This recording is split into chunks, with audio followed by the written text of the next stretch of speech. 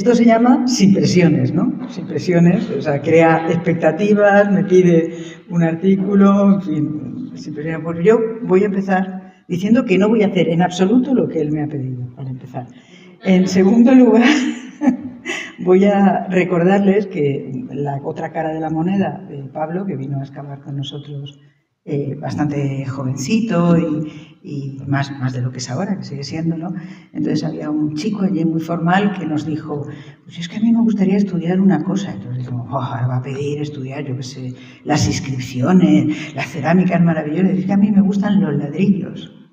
Y dijimos, ¿cómo que los ladrillos? Dijo, sí, yo quiero estudiar los ladrillos. Y entonces cargó camiones de ladrillos y estudió los ladrillos. Oye, le sacó a los ladrillos un partido realmente que ya demostró que tenía muchas potencialidades ocultas, ¿no? Bueno, es un placer estar aquí por varios motivos, porque los que comimos durante años huevos al plato en el mesón, que no sé si se acordarán, en el parque, y vivimos aquí mucho tiempo, desde el año 88, pues nos sentimos ellineras de adopción, aunque no nos den la ciudadanía, pero nos sentimos así y son muchos años vinculados a un proyecto que forma parte de nuestra vida, como van a ver por las fotos, y algunos van a salir los colores porque estamos todos muy jóvenes. Nos sentimos muy vinculados aquí y además creo que en este sitio, lo hemos comentado, dimos la primera conferencia sobre el tolmo con Lorenzo, luego en el instituto, y siempre la broma interna era que las conferencias de aquí eran las mejores porque la gente participaba, hacía preguntas muy pertinentes. A veces ibas a un departamento o a un museo y aquello era más aburrido que nada. Y aquí siempre hubo un gran interés, un gran gusto, supongo que por el patrimonio que tiene este sitio, y siempre fue así. Así es que, sin presiones también para ustedes, estarán obligados a participar. Y decía que no voy a hacer exactamente lo mismo porque Pablo me dijo, tú hablas del tolmo, y hablaba de las últimas. Digo, pero si cuando vaya a hablar del tolmo habrá pasado media España, ¿no? Medio país, y habrá hablado, salvo creo que la próxima, ¿no? que la invertisteis. Entonces, creo que no tiene mucho sentido que yo les cuente ahora una cosa sobre cosas que ya se ha visto. Entonces le he dado otra perspectiva, un poco para que entiendan por qué hay 4, 5, 15 o 25 locos, chalados, que llevan aquí pues toda una vida insistiendo en que esto hay que hacerlo y que es útil, ¿no? Ay, espere, que tengo yo que la tecnología, no se vayan a creer que es lo mío. Venga, a ver, ¿será así? Sí, efectivamente. Entonces, lo primero, van ustedes a trabajar un poco, ¿no? Lo primero es preguntar una cosa que es obvia, pero que es necesaria. ¿Qué es el tolmo de Minateda? ¿Qué creen ustedes que es el tolmo de Minateda? Esta montaña que hay aquí. Venga, anímense. ¿Qué es? Porque es importante. Que no me van a hacer nada. Mandaré a Pablo a que les azuje. ¿Qué es o sea, si tuvieran que ahora les preguntar a alguien qué es el tolmo de Minateda, ¿qué diríamos que es? ¿Nadie se anima? Esa es una explicación muy pertinente. Una ciudad ocupada durante mucho tiempo, en un sitio especial y con toda una historia detrás. Entonces, podríamos enfocarlo desde distintas perspectivas. Podríamos decir, como ha dicho, que es, para empezar, un paraje singular de una gran belleza. Aunque pasemos todos los días por la carretera y no nos fijemos, es un sitio bello. Bueno, es verdad, justo reconocer que el río ya no está así, bueno, el arroyo porque está encauzado, pero es un lugar bello. Es también un lugar lleno de piedras, eso es indiscutible, de ruinas, de piedras a montones, de piedras con cierta gracia, no solo piedras de las del campo, sino piedras con letras, piedras con esculturas, con tallas, pero es también un lugar de ruinas y piedras. Y es evidentemente un parque arqueológico. Luego volveremos al parque arqueológico y a las pesadillas y sinsabores que nos dio durante años, pero es todas esas cosas, ¿no? En principio, un sitio bonito, un sitio con historia, una ciudad ocupada y un lugar que se puede visitar.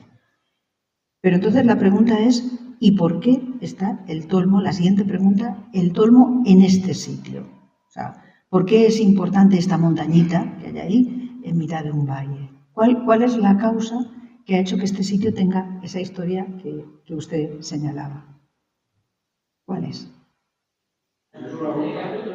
Está en un cruce de caminos, efectivamente. O sea, el sentido es este. Basta activar esto para que vean la vía del tren, la carretera nacional, la carretera a la autovía, el propio cauce, porque tiene agua, entonces tiene todas las condiciones para entender que es un sitio cuyo sentido está en el lugar en el que estaba. Si hubiera estado en otro lugar, pues a lo mejor se hubiera ocupado en la prehistoria, nada más, o no se hubiera ocupado nunca, o se hubiera ocupado en el siglo XVII, ¿no?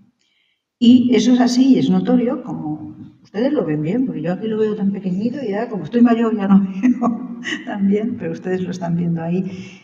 Aquí ven un poco en este plano todos los cruces. Me he permitido marcar esto en verdecito, porque en el plano todavía aparece la cañada de ganado, por eso hay ovejitas. No sé si las ven, ¿ven las ovejitas que les he puesto? Pues esto es la cañada por donde, digamos, que es un camino ancestral, por donde han ido los ganados a los pastos de la costa, a los saladares y que venían del interior. Es la vía de comunicación entre la meseta y la costa, donde además se cruza con la vía que viene del levante de Valencia hacia la Sierra de Segura. Es un lugar clásico y no tienen más que ver estas imágenes que, como ven, son ortofotos de distintas épocas. Esta es la más antigua que hay en ortofoto, donde se aprecia el camino, la carretera antigua, la que pasaba por la venta, que es la cañada. En realidad pasaba por allí los carros, los animales, y demás. Como ya después han desviado la carretera, como después han hecho la autovía, y esto ya es San Google, que no solo hace eso, sino que nos marca los sitios. Por tanto, es importante. Tan importante es el camino que cuando tuvimos que pensar, y me van a permitir la broma, cuando tú estás convencido de que algo es muy importante, tienes que explicárselo a los demás, y no es fácil. Entonces, hay un momento en el que tenemos que buscar un leitmotiv, una clave, para explicar por qué es importante esto. Porque piensen ustedes que Segóbriga tiene, pues, yo qué sé, un teatro maravilloso. Otro sitio tiene unos mosaicos espectaculares y nosotros teníamos, pues, no sabíamos muy bien qué vender, ¿no? Porque saben que los productos culturales a veces hay que explicarlos. Entonces decidimos que lo que había que poner en valor no era un monumento concreto o un periodo concreto, sino precisamente toda la historia contenida. Y se convirtió en el lema de nuestro diseño, ¿no? Una ciudad en el camino y un camino en la historia. Entonces, nosotros íbamos a vender todos los tiempos históricos. ¿Por qué son más importantes los romanos que nosotros? O que los iberos. Entonces, esa fue un poco la clave de nuestra interpretación. Entonces, efectivamente, fue una ciudad en el camino, como pueden ver ahí, seguramente desde la prehistoria. Y en época ibérica seguro, pero esto no tenemos las pruebas fehacientes, ¿no? Pero seguro fue un camino, uno de los caminos de Roma. Es verdad que no es un camino que aparezca en los itinerarios que se conservan romanos, ¿no? Eran como las guías de carretera de Repsol, pero de la época, donde pues para ir de Gades a Roma hay que pasar aquí, por aquí, por aquí, por aquí. Y no se conserva ninguno de los itinerarios, pero sí que se conservan los miliarios. Los miliarios son este es un trozo roto que aquí hemos representado en el Tolmo con la vía, que están llegando unos romanos, que son como si fueran los mojones de carretera, de los kilómetros. Es una marca que indica que vas en la vía correcta, ¿no? Entonces, como ven, ya era un camino importante en época romana entre Complutum, Alcalá de Henares y Cartagena, que era una ciudad, el principal puerto del interior. Y fue también un camino muy importante en época islámica, cuando se produce la incorporación de la península ibérica al territorio del Islam medieval y surge Al-Ándalus, que es sin duda uno de los periodos de máximo esplendor cultural. Entonces, aquí ven marcado en este punto, en el itinerario, en este caso es el que describe Aludri. Aludri era un geógrafo de Almería, conocía bien la zona. Entonces el hombre describe mucho la geografía y dice, pues cómo ir de Toledo, Tula y Tula, a Cartagena. Claro, ya Cartagena tiene menos importancia y ha aparecido Murcia. Y Complutum, Alcalá de Henares, ya ha desaparecido, pero Toledo es muy importante. Entonces, más o menos el mismo camino llevará desde Toledo, pasando por Murcia, que es la capital, al mar. Claro, estos son caminos distintos, ya no son caminos como los caminos romanos. Los caminos romanos estaban pensados para los carros, porque el Estado romano era muy poderoso y arreglaba las carreteras. Ya sabemos que cuando el Estado arregla lo que es del común, las cosas funcionan. Si no nadie hace la sanidad pública, pues resulta que la cosa va mal. Pues con la caída del Imperio Romano y la desestructuración, aunque el Califato de Córdoba organizó los caminos, habían cambiado las condiciones. Para que funcionaran los caminos romanos con carros, las carreteras tenían que estar pavimentadas de una determinada manera. Entonces, el tráfico medieval será con animales. Yo no les podía traer una foto de una reata de acémilas o de mulas de época medieval, pero tenemos muchos documentos. Ahí ven un aguador en Toledo o una reata de animales en Elche. Hasta las palmeras dan ambiente, ¿no? Entonces, estos son grabados del siglo XIX que todavía demuestran un poco cómo debieron de ser esos caminos. Pero el camino continuó, entonces los caminos se fueron transformando, después empezaron a ser caminos carreteros, se preparaban para que pasaran ya los carros y las diligencias, y este camino volverá a ser muy importante, porque con la filosofía de centralizar en Madrid, en el siglo XVIII, todos los caminos, este será uno de los ejes radiales, que llegará no tanto hasta Valencia, o sea, Valencia es posterior, llegará del centro de Toledo, Madrid, las nuevas capitales, a la costa. Y ahí volveremos a tener en nuestro sitio, claro, ya había aparecido Yin entonces, ya el Dolmo había desaparecido y estaba Yin. Entonces el camino hace siempre esta vuelta, cuando antiguamente iba directamente de Cieza a Tobarra pasando por el Dolmo. En este momento ya lógicamente viene aquí a Yin, que es la población importante. ¿Y qué huellas deja eso? Pues lo mismo que les pasaba a los romanos o las áreas de servicio de hoy en día. Cuando uno tiene que hacer un camino largo, tiene que hacerlo por etapas. Entonces necesita un sitio donde comer, dormir, cambiar de caballos o darles de comer a los caballos. Y sobre todo cuando se organiza el correo, hay unas postas que van en ciertos sitios. Y la venta de Minateda fue una posta muy importante, como las ventas que salen en el Quijote. Esta era la realidad, ahora está mucho peor. Nosotros la hemos visto caer, ¿verdad, Pablo? Día a día hacíamos fotos, porque al principio siempre decíamos, ese debería de ser el sitio del centro de interpretación. O sea, fíjense si han pasado años que llegamos a proponer eso, ¿no? Y ahí arreglar la venta para que ahí estuviera la cafetería y demás, pero claro, no nos hicieron mucho caso, no era fácil. Pero esto que es de una venta de Granada nos daría un poco la idea de cuál podría haber sido el ambiente de la venta hasta avanzado el siglo XX. Pero ¿qué ocurre? Que entonces aparece otra manera de viajar. No sé si son conscientes de lo que supuso el ferrocarril.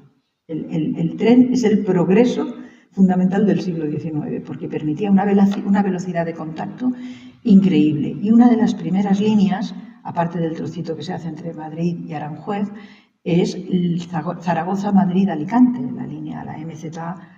Y entonces este tramo, el tramo a Cartagena, se va a organizar, como ven, avanzado el siglo XIX, y llegará nuestro amigo el tren y tendremos incluso un apeadero. Evidentemente la estación de Yin funcionará, pero en la propia Minateda habrá un apeadero hecho para dar salida a la producción agrícola de una explotación olivarera muy importante que se puso en esa zona. Y ya, pues después vino la modernización de las carreteras. De ese camino prehistórico, esa modernización significaba el tráfico rodado de nuevo, como los romanos, pero ya no tirado por caballerías, sino por caballos de vapor. Entonces fue necesario desde construir, esta es en concreto la que iba a Iso, pero aquí están apisonando el firme de la carretera o un pinchazo. Y aquí ven las distintas evoluciones hasta llegar al mapa de autovías sacado del Ministerio del 2025. ¿Qué quiere decir? Pues esta foto, que a mí me gusta mucho la idea, ¿no? En el Tolmo de Minateda hay 25 carteles de las carreteras, de los trenes y demás. Entonces, eso explica por qué el Tolmo de Minateda está donde está y qué importancia ha tenido. El camino nos ha dado sentido, nos ha perseguido siempre y nos ha situado donde estamos. Era además un elemento muy visible. Si ustedes bajan de Cancarix, o sea, cuando cruzas esto, lo primero que ves es el Tolmo, domina el valle, ¿no? Y lo debió de dominar siempre.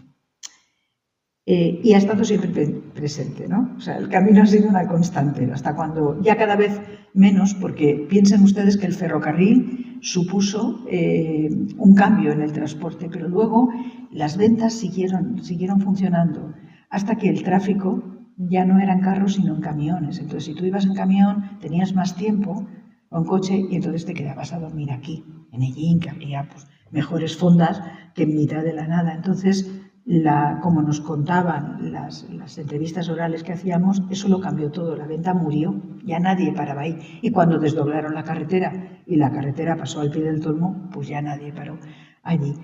Salvo cuando vienen los ciclistas, que esos van por la carretera como corresponde. Y ha sido una campaña heroica, que no sé al final cómo lo habéis conseguido, lograr que se señalizara en la carretera. Porque claro, ya no pasa, la autovía ya no pasa al pie del Tolmo. Entonces es importante que hayan señalizaciones porque el camino es lo que ha dado sentido a este lugar, ¿no? Y lógicamente este camino es un camino que entra en la historia, de la misma manera que entraba en la ciudad. El camino no pasaba de largo, allí uno paraba. Entonces, una de las primeras cosas que apareció, aquí hay compañeros que estuvieron en las primeras campañas, es este espectacular camino, talladas por las ruedas de los carros que iban, bueno, aquí todavía muchos de ustedes habrán visto aún carros funcionando. Esto ya, mis alumnos me miran con cara de ¿un carro? ¿Eso qué es?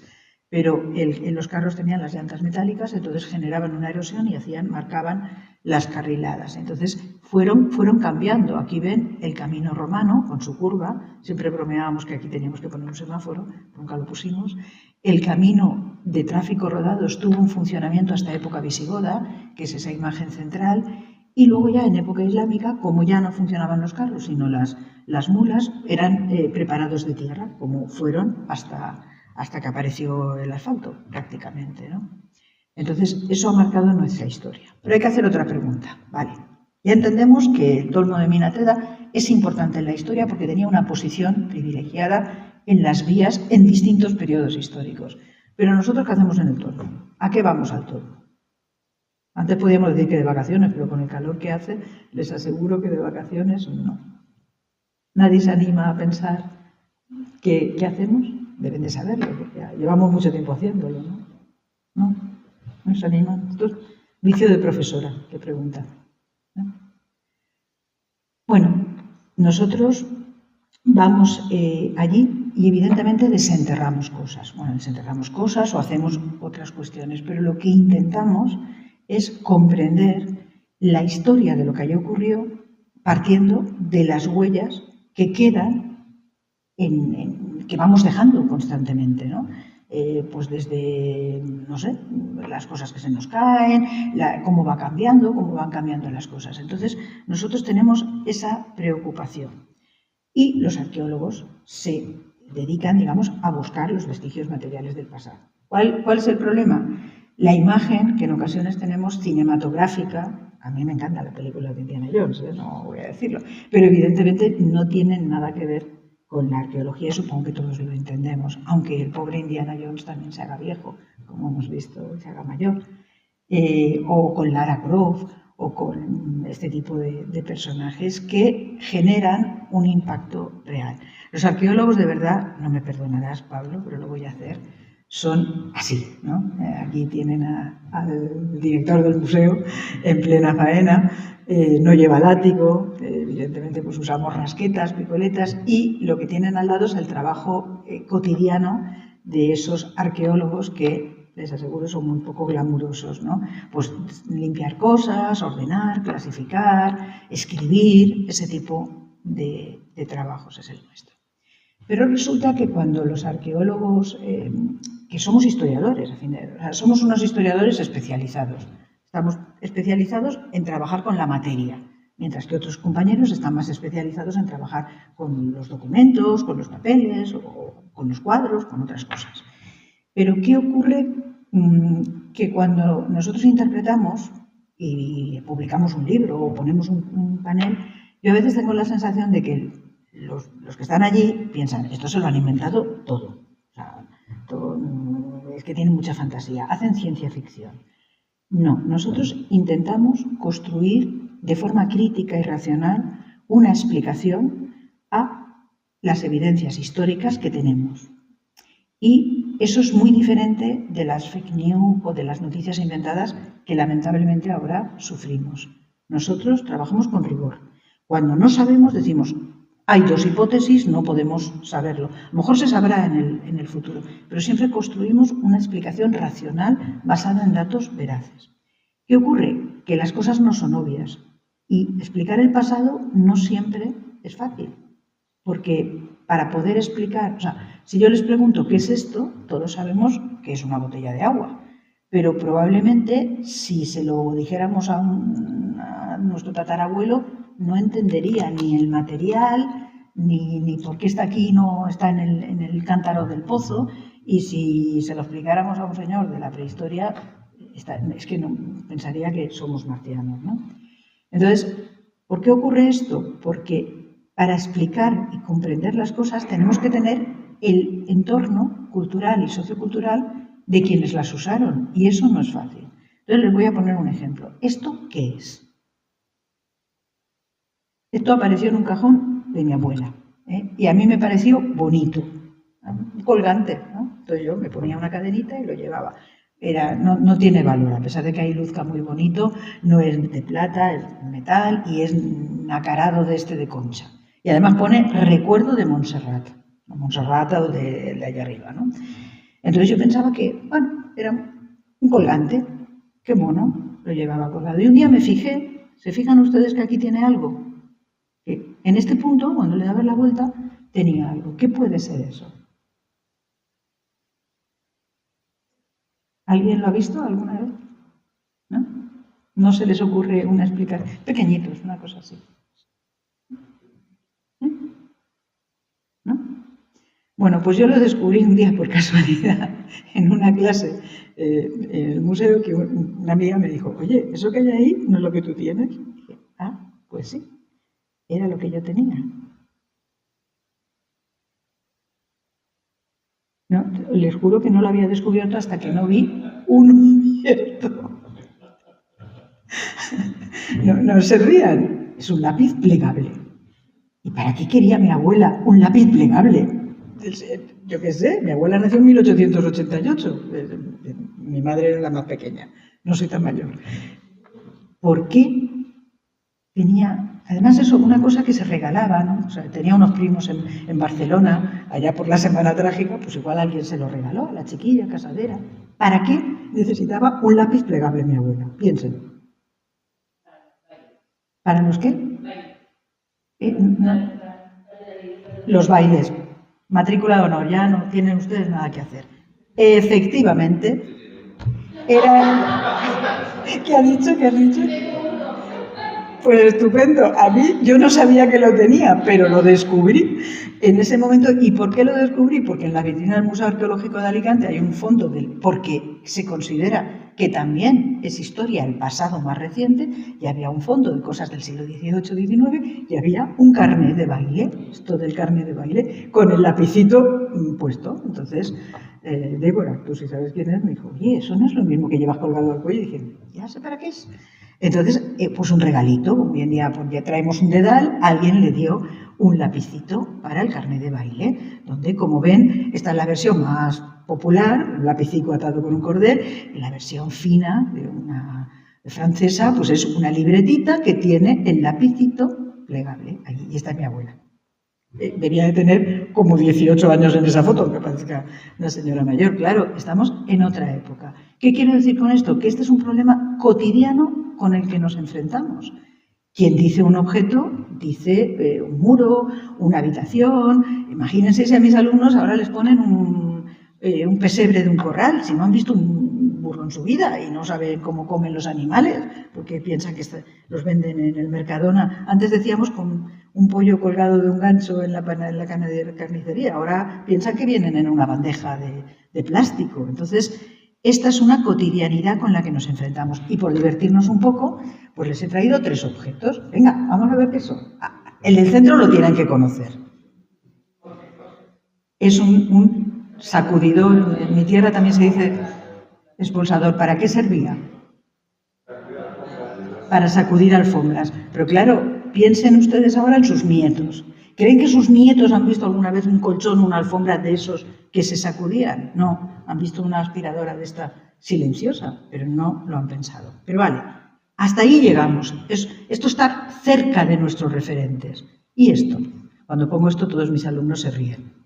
Pero ya hice yo la foto con intención. Es pequeñito, es una cosa así.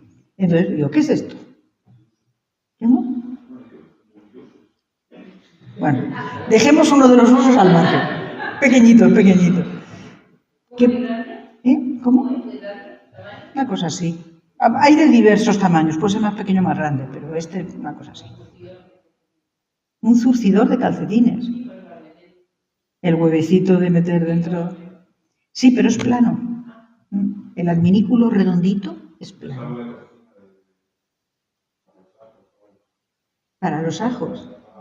Para chafar, sí. Algunos se fijan que aquí tienen como una cosita. Es plano, porque alguno me dice, es una cuchara. Y dices, no, porque no tiene concavidad. Podría ser algo tipo espátula. Bueno, como estamos en ajuares de cocina, ¿esto qué podría ser? Una salsera. Lo normal es que todos pensemos que es una salsera. Es una salsera grande. ¿Cómo? Un orinal. Pero ¿los orinales tienen esa forma de salsera? ¿Cómo? Pero normalmente, ¿cómo son los orinales? Porque uno se sienta, ¿no? O se sentaba.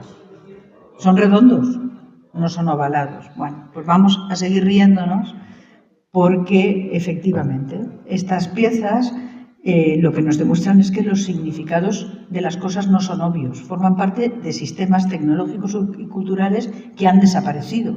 Entonces, si no tenemos los referentes, difícilmente lo vamos a poder interpretar.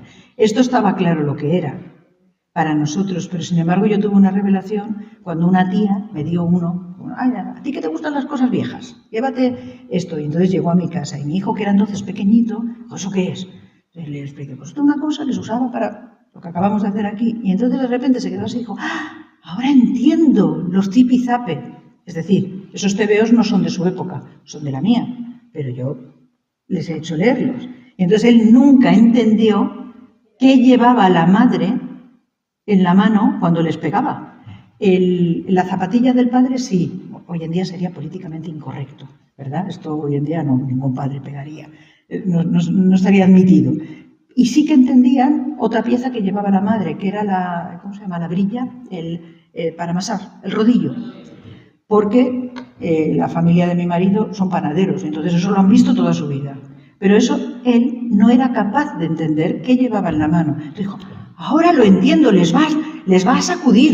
Y dije, fíjate, ¿esto qué es? Es una pieza, es una llave de un collarín de animal. Esto va por regiones, es muy típico de la zona entre Alicante y Murcia, ¿no? De la zona de montaña, porque no es para vacas, es que no he encontrado ninguno, es más bien para cabras, ovejas, más pequeño.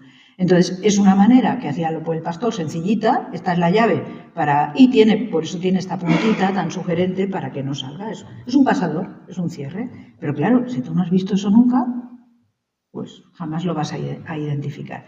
Y esto efectivamente, premio otra matrícula, como somos varios, podemos dar hasta 2 o 3, es un orinal, pero es un orinal muy peculiar, porque es un orinal que recibe un nombre específico en la bibliografía, se llama Bourdaloue.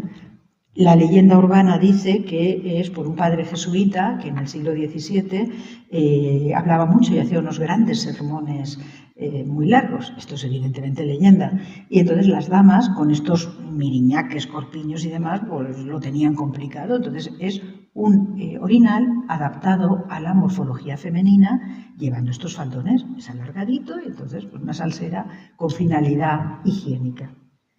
Quiero decir, es una pieza típica del siglo XVIII que la conocen los conservadores de los museos, pero que ninguno de nosotros jamás ha visto eso. Aparte del chiste, es muy frecuente que en los orinales haya un ojo siempre pintado. Es una gracia en muchos orinales, ¿no? Como diciendo, te veo, ¿no? Entonces, son ejemplos para que entiendan que el pasado es como en esta famosa novela, ¿no? Que empieza así, el pasado es un país extranjero, allí las cosas se hacen de diferente manera. Para nosotros el pasado es un país extranjero.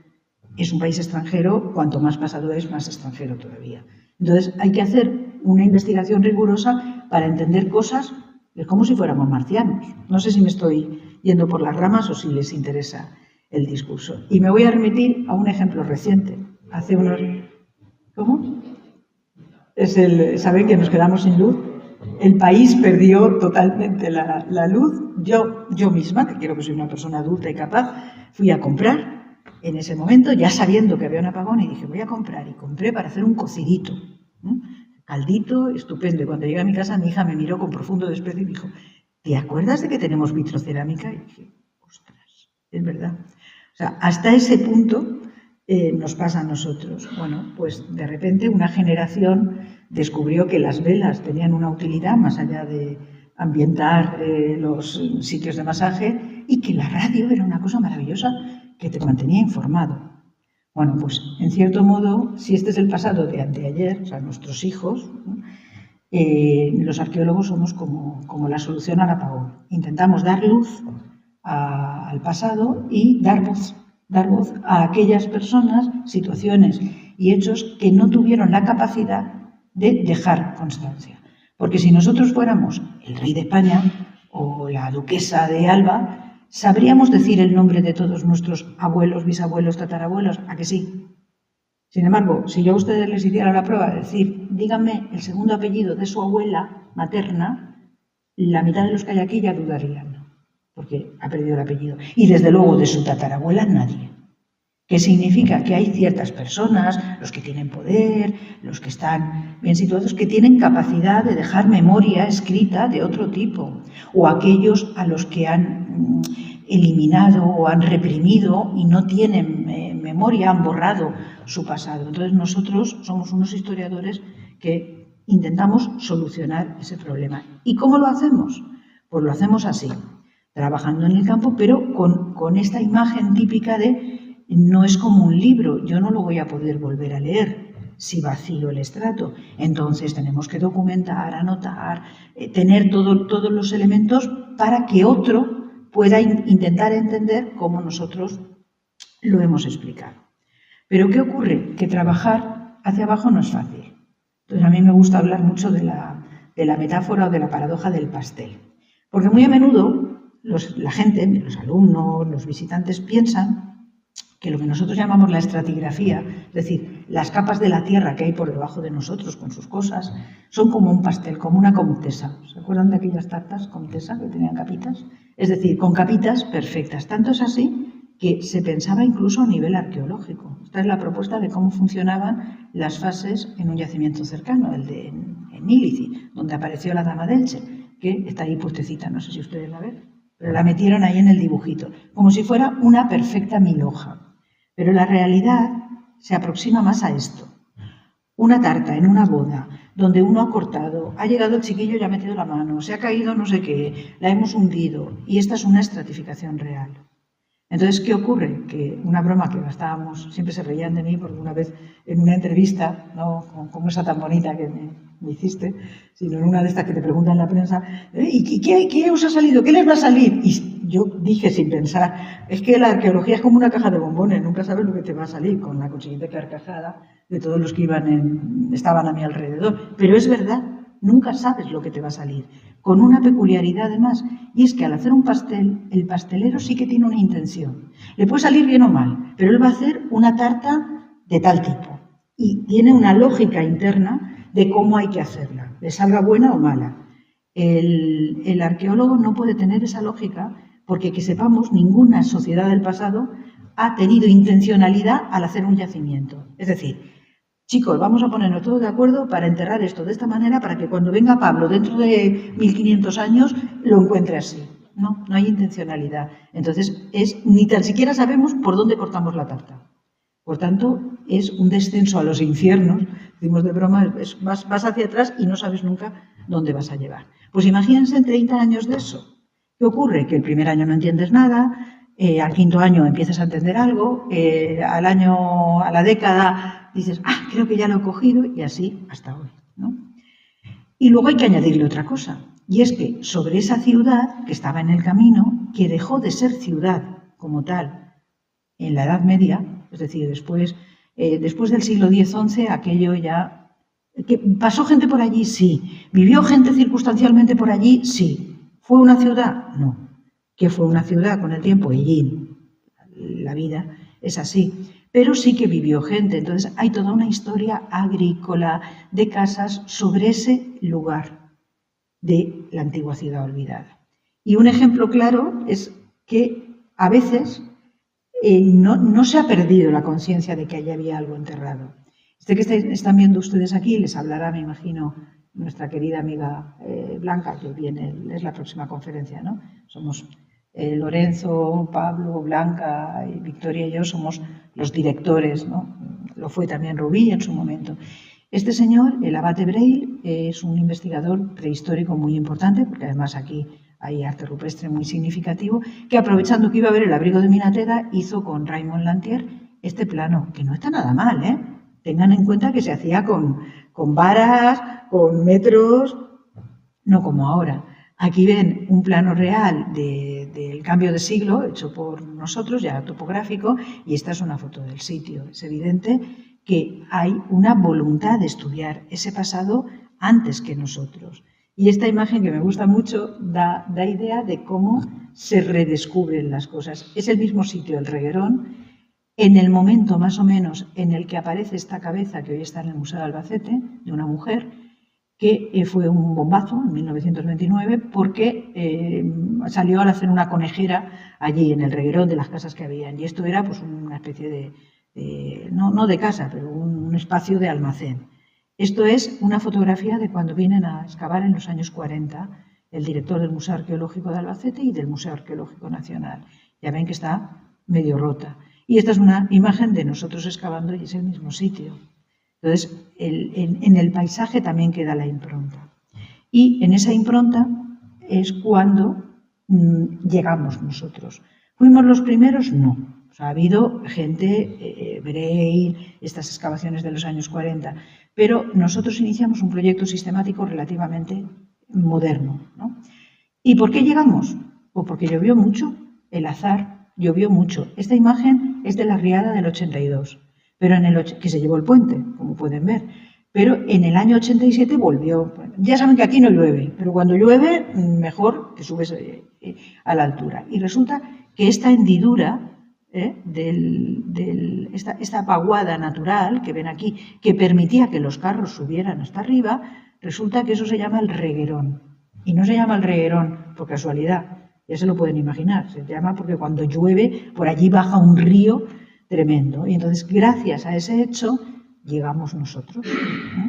Y llegamos nosotros porque en esa lluvia, este es el Reguerón como estaba entonces, es que el tiempo se nos olvidan las cosas, el camino no se veía, estaba enterrado, hizo como ven aquí, una arroyada, un cauce, y de repente salieron un montón de piedras cuadradas, sillares, que eso todo el mundo sabe que lo ha hecho el hombre, que no es natural, y si se fijan, bueno, se ve mal, pero ustedes igual lo ven. No sé si ven ahí las letras. Y entonces siempre la anécdota es muy conocida. Es que hay letras.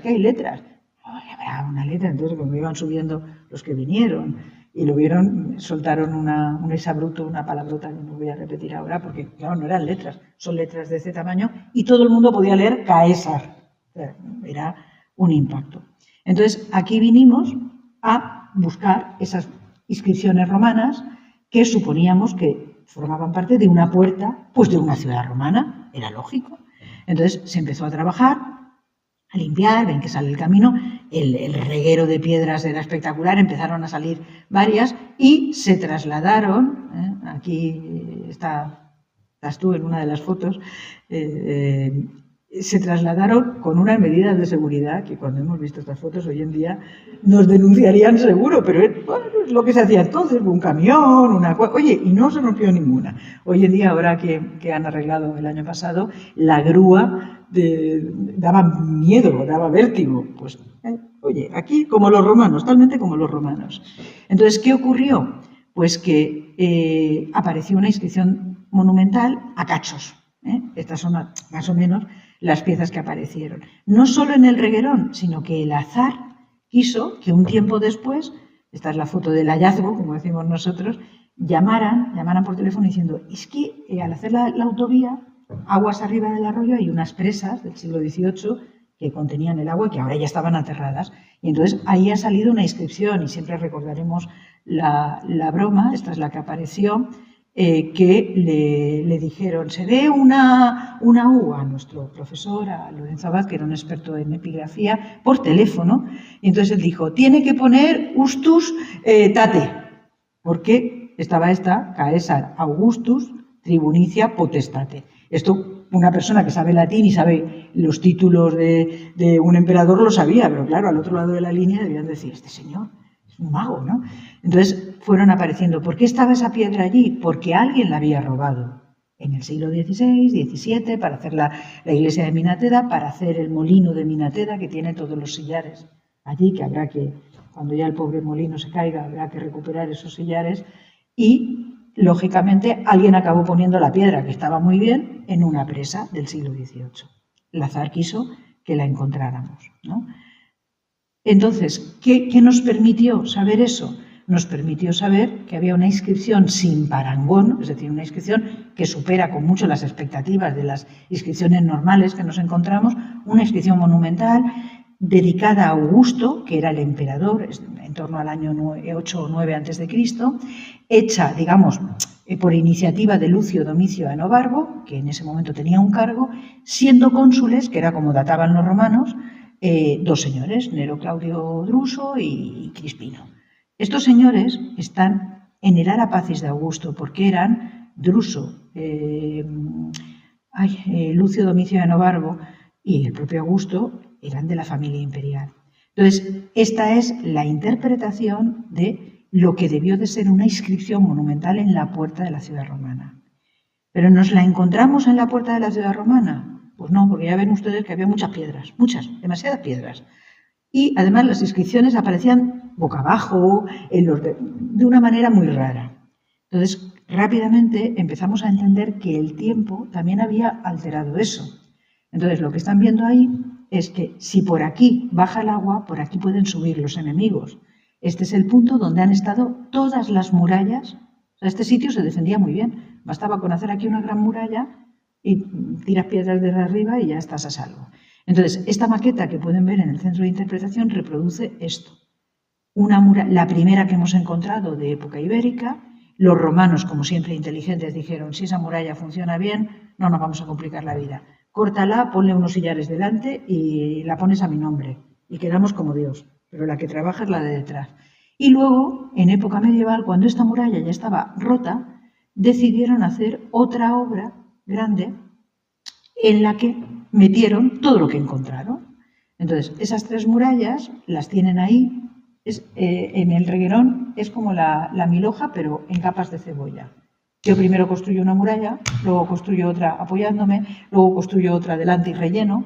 Entonces, gastábamos la broma, si estabas pisando aquí, si pisabas aquí, estabas en época ibérica, si pisabas aquí, estabas en época romana. Entonces, ¿qué ocurrió? Pues que la muralla ibérica fue luego utilizada por los romanos, forrándola y rellenaron el huequito y dejaron una muralla preciosa. Y cuando esa muralla se había roto, llegaron los visigodos y decidieron que iban a aprovechar todas las piedras que había por allí, que total no servían para nada, para hacer una muralla, un tipo baluarte, la rellenaron, pasó el tiempo, como no estaba muy bien hecha, se cayó, y es lo que encontramos nosotros, ¿Qué quiere decir? Que todas las inscripciones romanas que aparecieron allí eran romanas, venían de la muralla romana, pero estaban utilizadas como piedras en la muralla visigoda. Para que vean, de la misma manera que una acabó en una presa del siglo XVIII. Es lo que tiene la historia. De todas maneras, nos dimos cuenta enseguida, trabajando en el Reguerón, que había una muralla visigoda muy importante, que esta ciudad en época visigoda tuvo esta muralla, como ven, diferente, hicieron un pasillo para defenderse mejor con 2 torres, pero construyeron una muralla y rellenaron, como ya les he dicho, con todo lo que había dentro, pues para qué nos vamos a complicar, ¿no?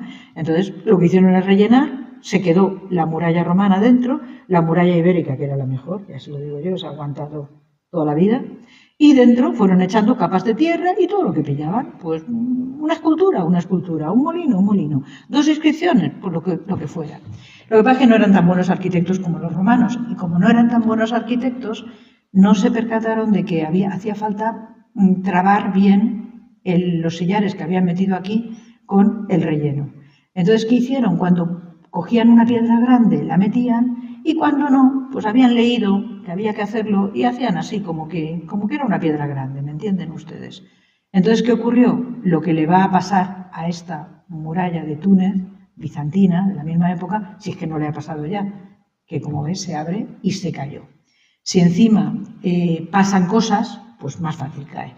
Antes de que cayera, una vez construida, la muralla romana no se veía, se construyeron casas encima de ese gran baluarte, donde vivía la gente, donde tenía sus objetos, como pueden ver.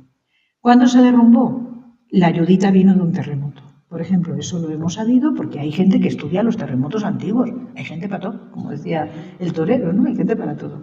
Entonces, pues estudian cómo se han fracturado, son conscientes de que esas grietas indican movimientos tectónicos. Sabemos que es una zona sísmica y sabemos que en 1755, en el momento del famoso terremoto que destruyó Lisboa, aquí cayó la piedra a la peña. Está anotado que cayó la peña de arriba del Tolmo, o sea que es una zona donde los terremotos han sido importantes. Entonces se les cayeron, se le desparramó todo el forro de la muralla visigoda. ¿Se fueron? Pues no, porque uno no deja su casa, ni aunque le obliguen, como está pasando ahora, como estamos viendo en las guerras. La gente quiere vivir en su tierra.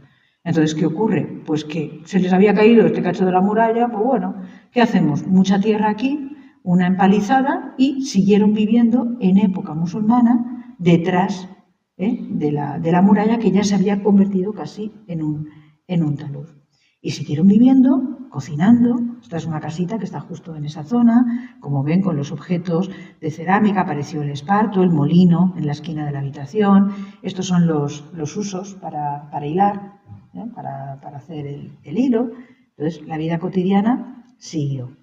Incluso siguieron utilizando un pozo que está allí, en el Reguerón. Un pozo que nosotros dejamos de excavar a los 10 metros porque peligraba nuestra vida y es una de las asignaturas pendientes. Hoy en día se baja con arneses, hay empresas especializadas, pero este pozo es muy bonito porque hay unas referencias en las fuentes árabes a una fuente que se cegó después en la Edad Media. Entonces es un pozo de origen romano, tallado en la roca, con un brocal romano espectacular. Pues luego los que vinieron después pues iban subiendo. Subían un poquito, como subía el nivel, subían un poquito el brocal del pozo y ya pues cogían cosas romanas porque ya estaban en otra época. Entonces iba a buscar, es un pozo que está dentro de la muralla, para buscar un acuífero, un pequeño acuífero que hay ahí y que les aseguraba sobrevivir, porque saben ustedes que sin comer puedes aguantar, pero sin beber no.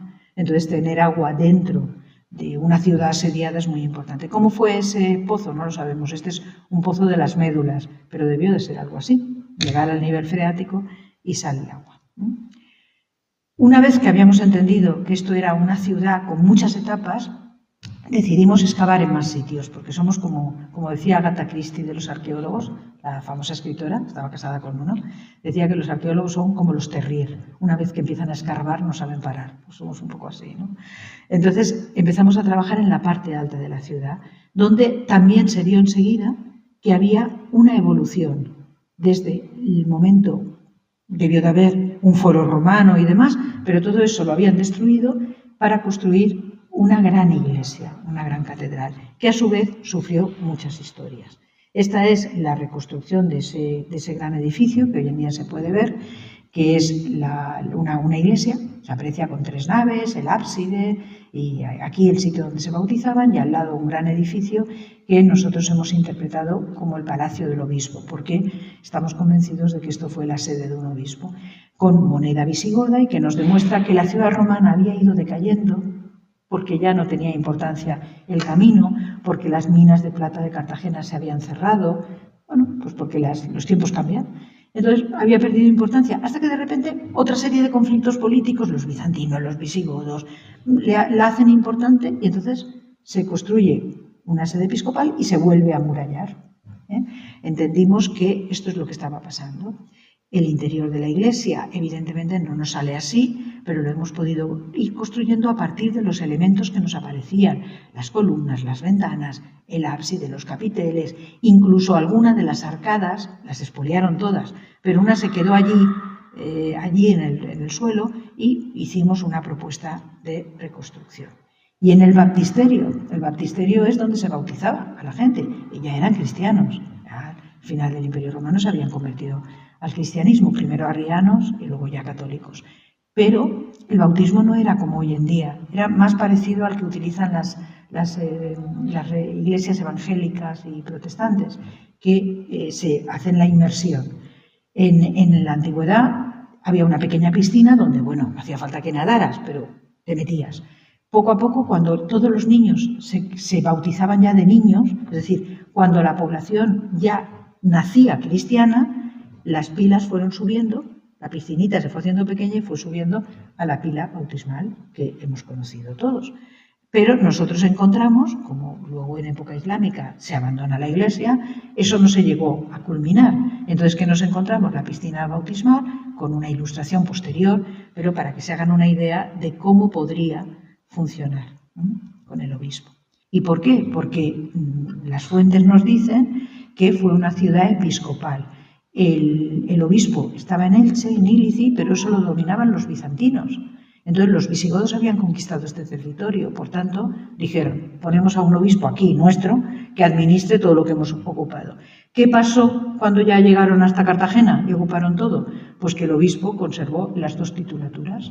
Y entonces, desde entonces, el obispo de él o ello, que creemos que es nuestra sede, que había firmado solo una vez, porque el de Elche no firmaba, porque no iba a Toledo, porque estaban en guerra. O sea, imagínense, el obispo de un país enfrentado no va a ir al conclave del otro, ¿no? Al sínodo del otro.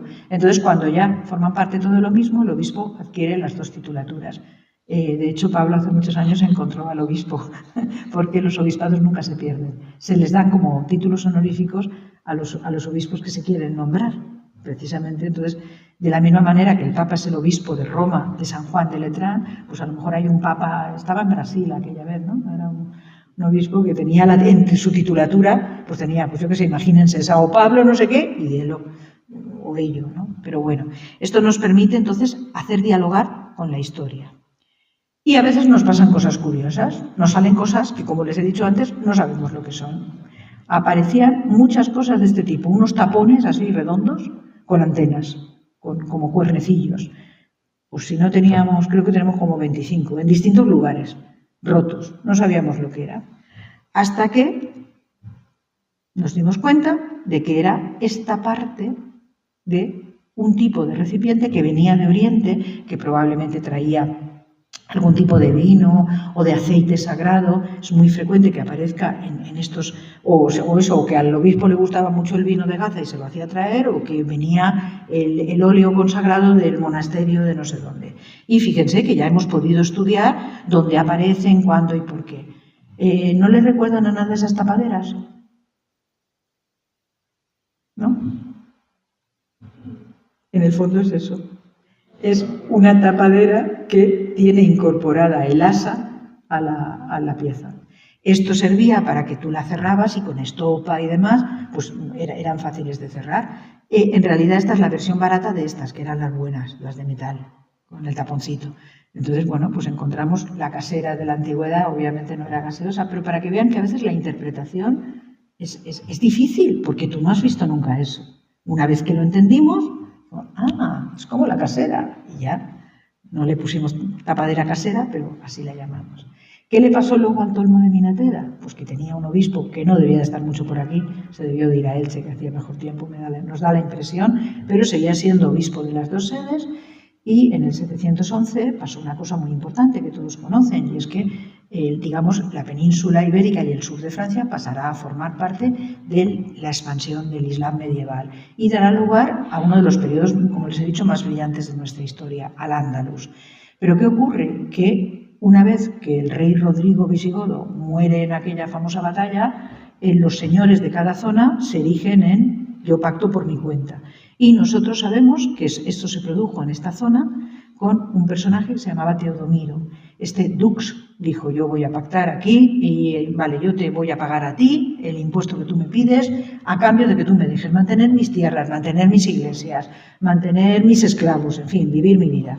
Y entonces, afortunadamente, se conservan versiones escritas de ese pacto y de las ciudades, que no quiere decir que solo firmaran esas ciudades, sino que Teodomiro tenía un territorio en el que estaban Alicante, Elche, Orihuela, no Ellín, sino el Tolmo de Minatera, Begastri, que está al lado de Cerejín, hemos podido identificarlas. ¿Qué empezamos a encontrar nosotros? Monedas de ese momento, y esta pieza que la queremos mucho porque tiene escrito fulanito, en un nombre en árabe, entró en la mezquita. Por tanto, ya la gente ya hablaba en árabe, ya era capaz de escribir en árabe y debió de haber una mezquita que no hemos encontrado. Aunque Pablo pensaba que iba a estar en un sitio, pero no la hemos encontrado. ¿Qué encontramos de este periodo? Pues cómo vivía la gente, que no es tan diferente de cómo vivíamos hasta hace poco en el mundo rural. Casas grandes con patio, para los animales y las personas, donde se reunían y se hacía la vida en el exterior, hornos de pan, candiles para iluminarse, cerámica, y pudimos empezar a reconstruir cómo eran la vida en esos patios, en esos espacios como los patios de hasta hace nada, y cómo se iba construyendo un barrio sobre lo que había sido la iglesia. La iglesia, el pacto permitía que siguieran siendo cristianos, pero lógicamente a finales del siglo VIII pues la gente fue abandonando y se fue, digamos, habría gente que continuara, pero se fueron muchos convirtiendo a la nueva fe, no pagaban impuestos, en fin, había toda una situación y al final la iglesia empezó a ser expoliada, a robarla y demás. Entonces podemos estudiar cómo cambian las creencias y eso nos tiene que hacer entender que todas las personas somos fruto de una herencia compartida. No hay un nosotros solo. Los de Yin estamos aquí desde el Neolítico, somos los de Yin, no, somos una historia que afortunadamente es mestiza y hemos recibido influencias de unos y de otros. Y muchos, por ejemplo, para nosotros era muy bonito que muchos, igual que muchos obreros habían nacido en las casas del Tolmo, gente que nos ayudaba, muchos alumnos que vinieron eran en realidad de aquí, de Pozo Cañada, de Pozo Hondo, de allí, cuyos padres habían emigrado a lo mejor a Murcia o a Barcelona, entonces volvían a investigar. Por tanto, ¿quién es de aquí? Uno es de donde comen sus hijos y de donde el corazón le dice que es, ya está. Pues en este caso esto es el cementerio romano, ibérico, con los monumentos, que se siguieron enterrando romanos, visigodos y musulmanes, porque si tu padre era cristiano y estaba enterrado allí y tú te has convertido ya a una nueva religión, pero quieres mucho a tu padre, te entierras al lado de tu padre. ¿Que él se enterró boca arriba y tú de lado? Bueno, pues ¿qué más da? Tú quieres a tu padre, ¿no? Pues ya está. Entonces, vemos cómo cambia la manera de escribir, cómo cambia la posición al enterrarse, y eso nos permite comprender cómo funcionó el pasado. Y comprender cómo, por ejemplo, lo que había sido una iglesia, primero se transforma en casas, hay pavimentos dentro de las casas, y al final es todo un barrio en cuyo solar central, donde estaba la iglesia precisamente, pues hay unos hornos de cerámica, porque oye, como es un espacio que ya nadie usa, entonces esta imagen recrea esa realidad. Este horno de cerámica lo excavamos nosotros y encontramos incluso una pieza que ponía en árabe Amal al-Jarras, literalmente, hecha por el jarrero, el tinajero, con una falta de ortografía además, porque el hombre pues, no debía de escribir muy bien. Entonces, pues bueno, son testimonios de vida. Y una vez que esa ciudad ya desapareció del todo, no desapareció la vida aquí. Entonces, aquí tienen en los planos cómo la venta de Minateda, que pasaba, digamos, el camino pasaba por allí, adquirió una gran importancia en esta secuencia. Ilunum, probablemente el probable nombre de la ciudad romana, Ello o Elo, Madina Tiyu, es como la llaman los árabes. En árabe, Eio se pronunciaba en árabe Ia. Las ciudades se pronuncian así. Entonces, Madinatía, Minateda. Claro, ya nadie recuerda que detrás de ese nombre está escondida la ciudad de Ello. Pero nosotros lo hemos podido constatar. Y, lógicamente, siguió siendo utilizada la venta y las casas que la población se hacía al abrigo de las covachas. En una tierra que era monte público, hasta que una ley de las desamortizaciones permitían apropiárselo. Si un terrateniente pagaba los impuestos, se quedaba la tierra. Esta es una de las luchas, eran tierras comunales que pasaron a ser privadas, pero les dejaban, como eran trabajadores que no tenían sustento, les dejaban vivir allí. Entonces empezaron a aparecer estas casas cuevas donde, ustedes lo leen, este grafito, aparece un mensaje de aquí nací yo, me llamo, en una de las paredes encontramos, me llamo, que si lo digo de memoria, aquí nací yo, Juan Moreno Lorenzo, el día 7 de febrero de 1909 y he venido por primera vez el día 5 de octubre del 74, soy el hijo de María, la de la venta, dice quién es su padre y su madre, que había nacido allí y que ha venido con su mujer en el 74 a ver algo que evidentemente está abandonado, porque uno no deja que entres en el comedor de tu casa y escriban en la pared. Esto que hizo está mal, ustedes no escriban en las paredes. Pero, gracias a ese testimonio, nosotros sabemos la historia de lo que allí sucedió y conocemos a ese Juan Moreno, al que no hemos conocido en persona, pero sus palabras para nosotros son tan importantes como la inscripción de Augusto, como historiadores. Eso nos lleva al tiempo. Hemos sido capaces de entender el tiempo, una secuencia de acontecimientos.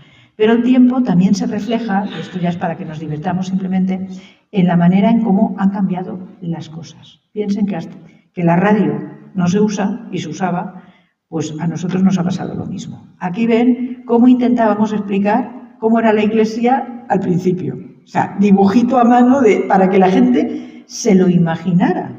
Porque es muy difícil, nosotros éramos conscientes, incluso con la gente que trabajaba con nosotros, que estábamos allí y nosotros entendíamos que esto eran las columnas de una iglesia que nos imaginábamos así, pero la gente no lo veía.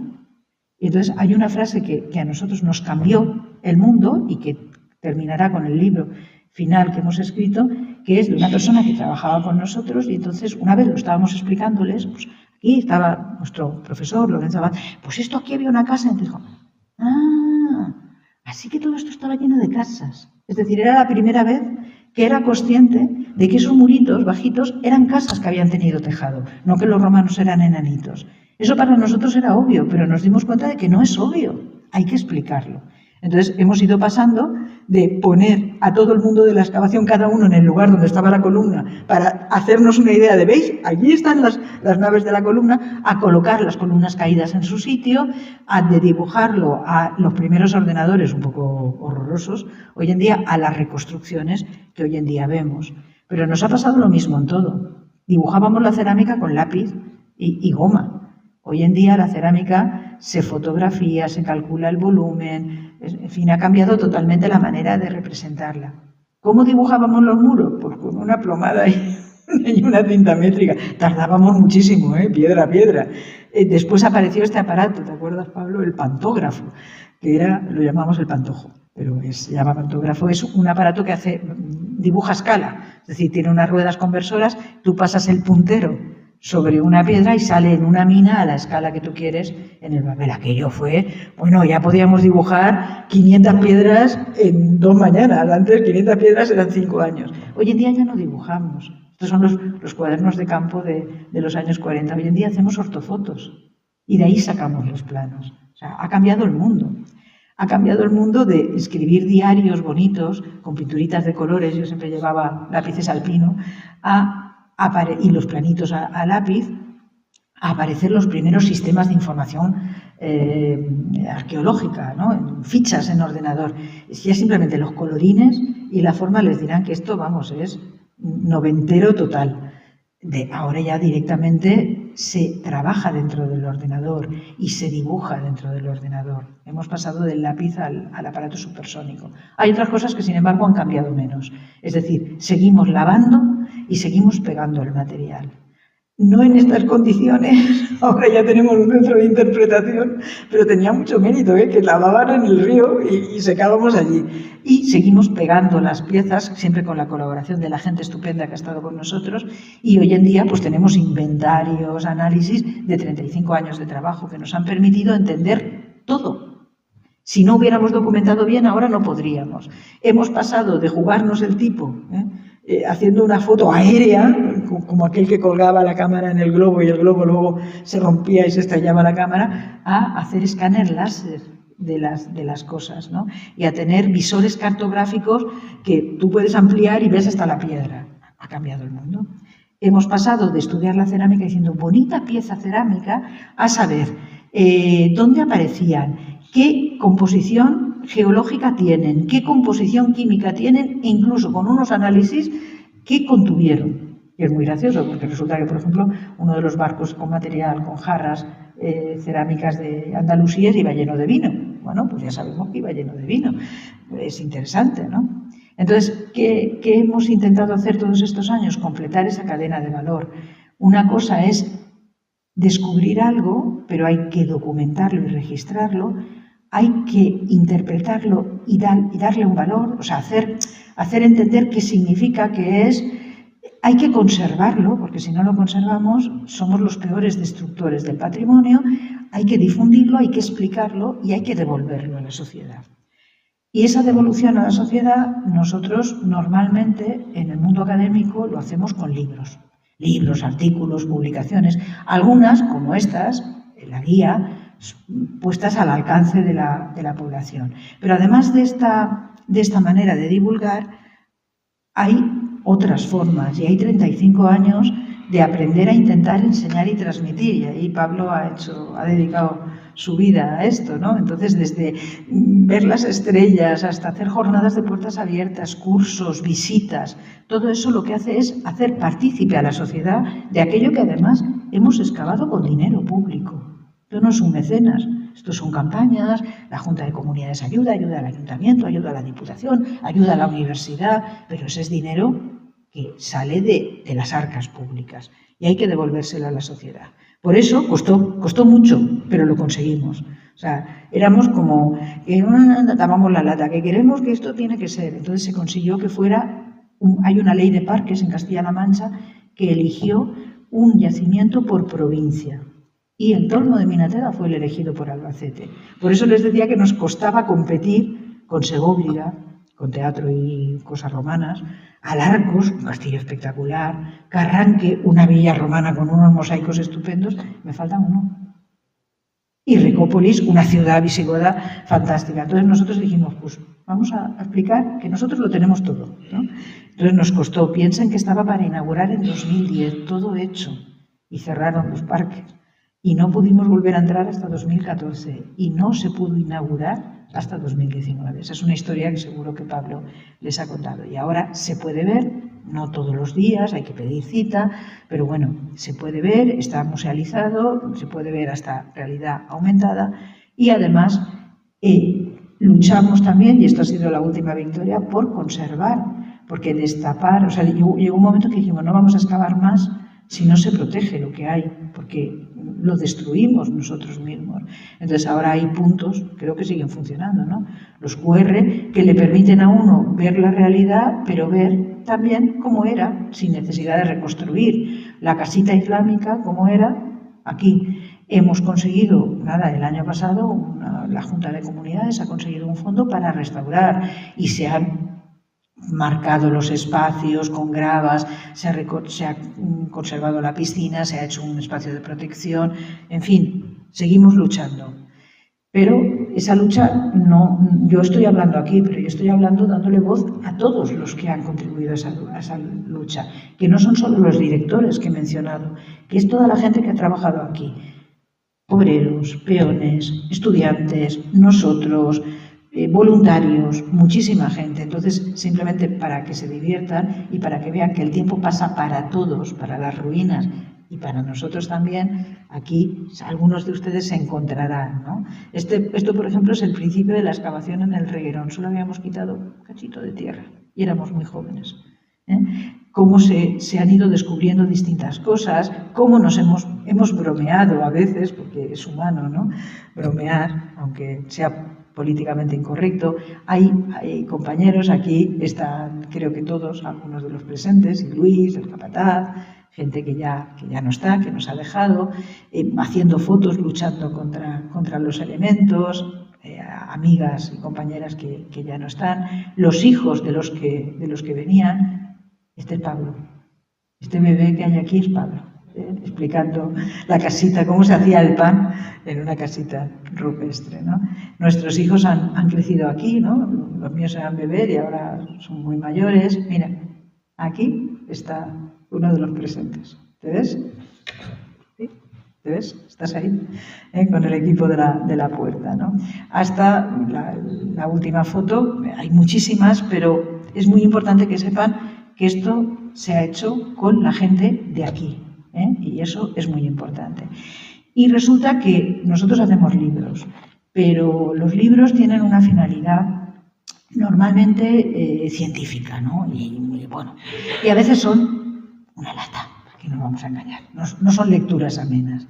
Entonces, a raíz por la experiencia que tuvo Pablo con este periódico digital, que nos pidió a todos que escribiéramos historias, empezamos a escribir historias que se publicaron, tuvieron muchísimo éxito y a la gente le gustaba mucho, luego vino la pandemia. Entonces, hubo un momento en que esa frase que les he dicho de, anda, resulta que esto eran casas, se me ocurre que todo esto estaba lleno de casas, para que lo entendiera la gente que venía, nos inventábamos historias. No nos las inventábamos, es decir, son historias no reales, no verídicas, pero sí que son veraces, porque utilizábamos el cuento, el relato, para explicar. Pues mira, aquí vivíamos. Entonces decidimos hacer un libro. Este libro está en abierto. Se ha publicado en papel, creo que todavía se puede conseguir en papel, pero está en abierto en la Biblioteca Digital de Albacete y lo puede leer todo el mundo, entrando en esa dirección. Este libro, que como ven empieza llegando al Tolmo y termina yéndose del Tolmo, tiene dos partes. Yo de la primera ahora no voy a hablar. Es un libro que tiene una parte que es la historia. Se llama Cuando Ellín aún no lo era, o sea, si se fijan es el Tolmo de Minateda. Cuando Ellín aún no lo era, porque Ellín no existía, historia y relatos. Entonces la parte de la historia está concebida para contarles toda esa secuencia que les he explicado hasta hoy. Y tiene una explicación muy amena para entender pues, qué pasaba en época romana, qué pasó en época ibérica, con muchas ilustraciones, incluso con pequeñas historias monográficas, píldoras, porque a uno le interesa una idea general, pero a otro dice, ay, a mí lo del esparto me interesa mucho. Pues hay un espacio que te cuenta concreto la importancia del esparto. Y la segunda parte, que es la que yo quería tratar, hace referencia a los relatos. Nos volvimos, de tanto estar aquí, pues nos hemos vuelto literatos. Entonces decidimos que había que contarlo. Y en concreto, Lorenzo, tuvo la ocurrencia, cuando Pablo nos perseguía para que hiciéramos estas cosas para el periódico, de en vez de contar pues, la edad del bronce en el Tolmo de Minateda, la iglesia, se le ocurrió hacer un cuento con una persona, que luego veremos.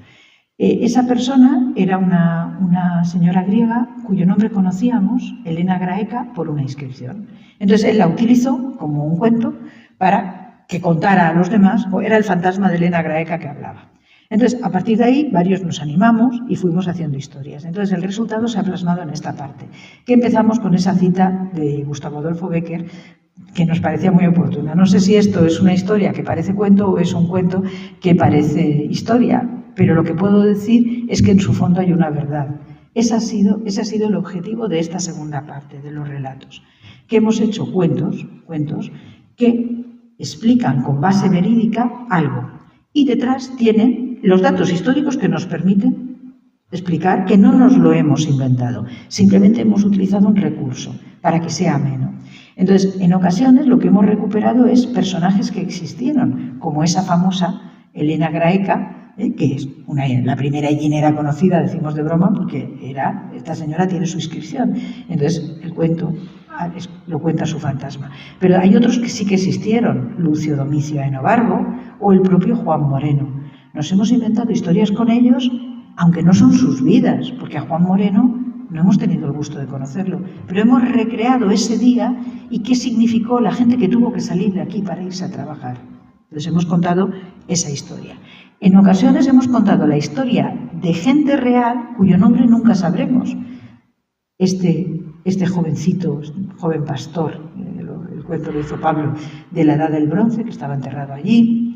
Esta pobre señora que nosotros le pusimos en el cuento Florencia, que estaba en una de las tumbas y como pueden ver tenía un problema, tenía una tuberculosis ósea que le hizo caminar literalmente mirándose las rodillas y sin embargo vivió una larga vida, murió anciana y fue enterrada en el cementerio importante, es decir, tuvo gente que la cuidó, que la quiso y que la ayudó. O este otro personaje al que le pusimos cariñosamente Ali, porque es un musulmán, era musulmán, está enterrado de lado, en el lado derecho, como se enterraban ellos, dentro de la ciudad, cosa rara, porque ellos, los cristianos sí que se enterraban, los ricos sobre todo en la iglesia, los demás en el cementerio, pero los musulmanes nunca se enterraban dentro de la ciudad. Este estaba enterrado dentro de la ciudad, en el Reguerón.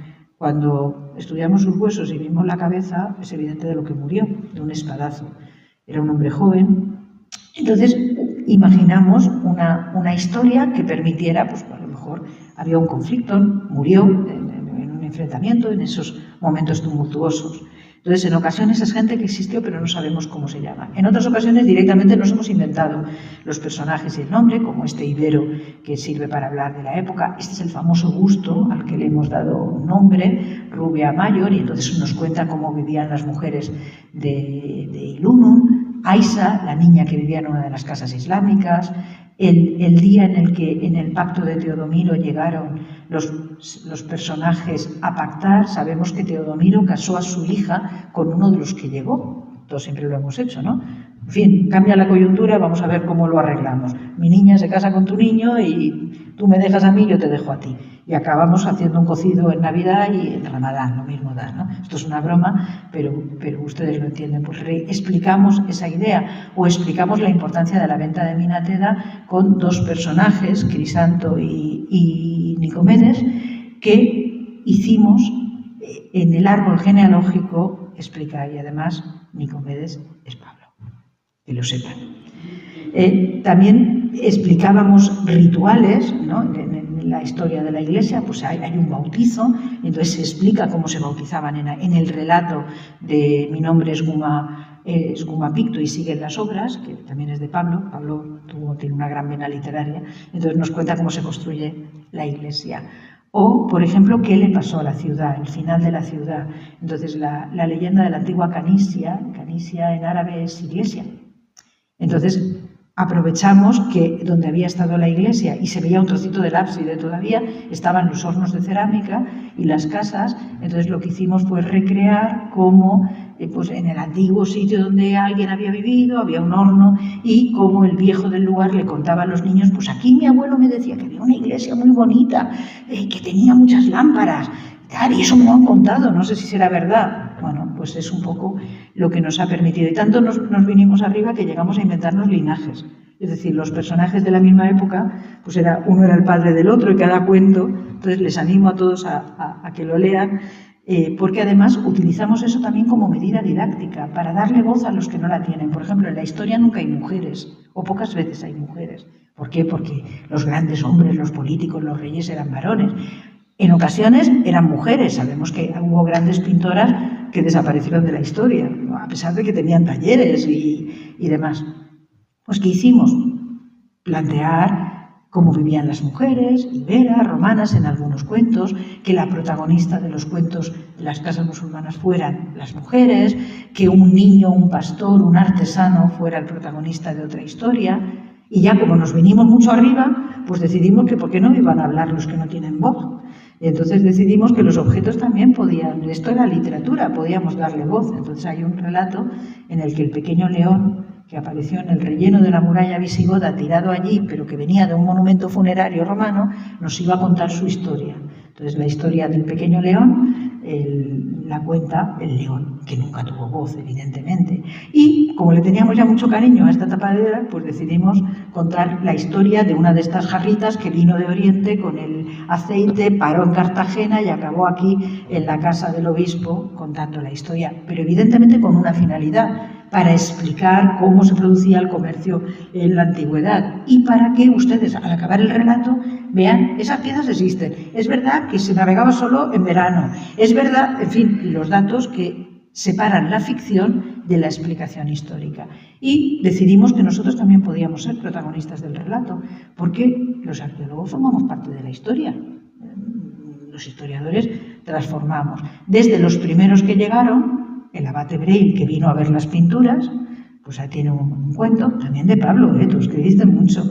Y acabábamos con este cuento en el que estamos todos, y entonces llegaron ellos, ¿no? Que es el epílogo de qué ocurrió desde que llegamos nosotros, ¿no? Y aquí pues está, no están todos, pero distintos equipos de los distintos momentos. Todo eso había que ilustrarlo y esto no es fácil, porque nosotros escribimos y hacer planos los hacemos. Entonces contamos con la colaboración de un miembro del equipo que puso voz, ¿no? Siempre nos decía, poneros de acuerdo que yo ya no borro más. Pues llegaba uno, no, el romano no iba vestido así, porque además nos documentábamos para hacer las cosas. Le hicimos borrarle el peinado a una señora porque le había puesto un peinado Flavio y esto era del siglo I y no iban peinadas así. O sea, para que intentar que la divulgación sea correcta y sea no invención, que esto no sea Star Wars o que no sea los caballeros de la mesa redonda vestidos con armaduras de Percy Glass.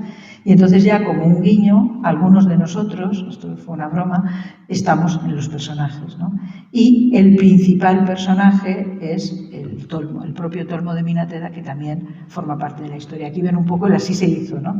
Como en las series, así se hizo porque a golpe de WhatsApp, estábamos en pospandemia, ¿no? Y a golpe de WhatsApp uno decía, se me ha ocurrido que la portada del libro sea llegar al Tolmo de día y que salgamos de noche, ¿vale? Pues hay que poner tal, el kilometraje. Pues resulta, ver, aquí dándole toda la información, ¿no? Pues no pongas un perro, pon un gato porque el perro no era un animal, en fin, lo que fuera, lo que hubiera. Y esa última historia, la historia que contaba lo que habíamos hecho nosotros, terminaba de esta manera, que creo que es la mejor metáfora, ¿no? Os preguntaréis por qué sé tantas cosas y cómo es que conozco bien esta historia. ¿En serio no lo habéis sospechado? Yo soy el Tolmo de Minateda, o sea, la última historia, que evidentemente no escribió Tolmo de Minateda porque no sabe escribir, pero la escribimos en su nombre. Y ese libro se lo dedicamos a todas y todos los que han hecho del Tolmo su casa. Sean hellineros, sean de Cancarís, sean de Alicante, de Murcia, de Madrid o de donde quieran dejar que su corazón se viva.